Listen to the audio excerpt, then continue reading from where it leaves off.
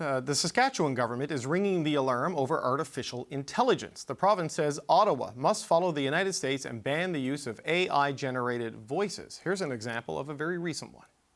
It's important that you save your vote for the November election. We'll need your help in electing Democrats up and down the ticket. Voting this Tuesday only enables the Republicans in their quest to elect Donald Trump again. Your vote makes a difference in November, not this Tuesday. Okay, that's not actually U.S. President Joe Biden, but an AI-generated robocall. And Bronwyn Eyre is the Saskatchewan Minister of Justice and Attorney General, and she doesn't want to see that happen in her election, which is coming up in October. Minister Eyre, it's good to see you. Thanks for joining us today. Lovely to be here. I read about that, the $6 million fine that was levied for using that. I'd never heard it before. That sounds real. I mean, how worried are you about that coming up in October when you go to the polls?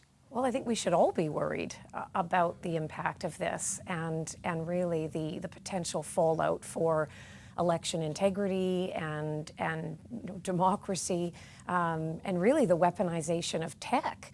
I mean, the federal Communications Commission in the United States has come down hard on this and has said that AI, voice cloning, and really impersonation of voice in this kind of context is illegal and subject to fines. And so really what we feel is important in Saskatchewan, but as I say, I think that all Canadians and institutions should be alarmed about this, is really to look at what we can do in Canada. So what are some of the things we could do there? Because the FCC has issued the fine. Like, how does the legal framework in Canada work to deal with a problem like this? The fastest way to deal with it is through the CRTC. The CRTC federally, obviously, reports to the federal government, the Minister for Canadian Heritage, which is why I wrote to Minister St-Onge and basically requested that this be looked at as soon as possible in terms of everything that the federal government can do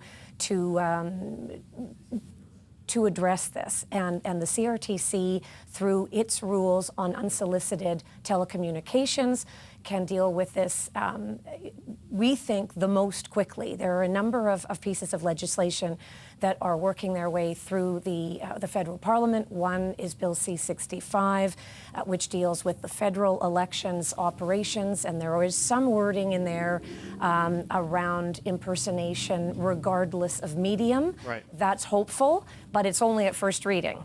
And Bill C-27, which is the digital charter and a very large piece of legislation which has been making its way through the hopper for 2 years or more now, it is another potential way at dealing with this, but really the CRTC is the most expeditious and quick way to ensure that AI voice cloning is addressed explicitly. Well, and you need it done now because your election is in October. New Brunswick is going to have an election. British Columbia is going to have an election. The federal election could be at any time because it's a minority parliament. And you're right to point out that it's unlikely legislative solutions will be done in time.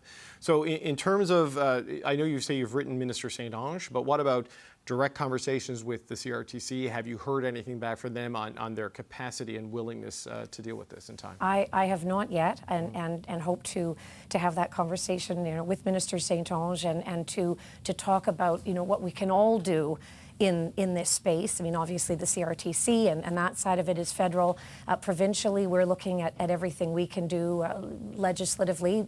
It's more limited, but there are consumer protection acts, there's privacy legislation, elections legislation, of course, in the provincial sphere, right, which we can also look at and are doing that in terms of legislative proposals making their way now forward, and I've asked for that to be brought forward because I think it is moving so fast. I mean, let's be honest, I think AI is an amorphous beast, which is catching us all a little bit by surprise in terms of its its depth and breadth of impact. And I think this is something that legislators can do to tame it a little bit, rein it in terms of what has the most impact, in our world, which is, of course, ultimately elections. And really the most important thing here is that if you put a message out, that it remain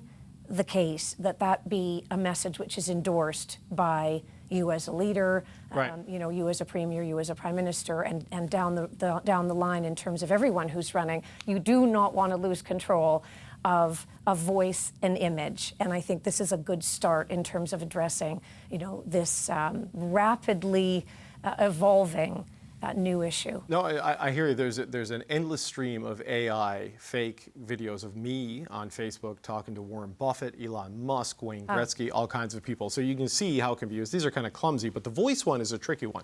So I know the chief electoral officers of Canada are going to be talking about this summer, and they're talking about coming out with some sort of a statement in July. But I wonder, just as a final point, Minister, we've seen at the federal level, with a focus on foreign interference, having a panel that can send a warning, and it's worked to varying degrees, on foreign interference. But if there's something at the provincial level and it's domestic and it's AI generated and it's clearly fake, is maybe there a role for electoral officers or the civil service to intervene and warn the public that there is misinformation, AI generated, flying around in an election campaign?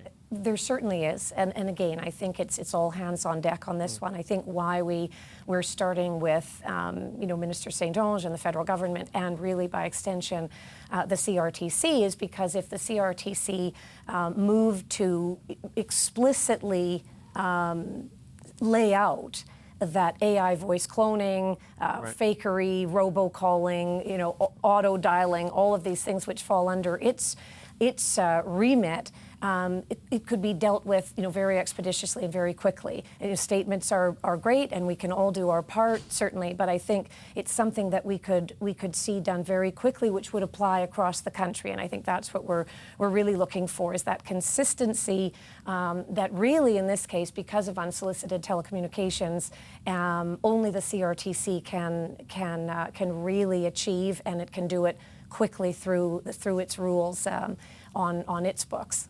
Well, Minister, it's an important issue. Let us know if you hear back from the CRTC. We appreciate you coming on today. That's Bronwyn, Eyre, the Saskatchewan Minister of Justice and Attorney General. Thank you, Minister. My pleasure.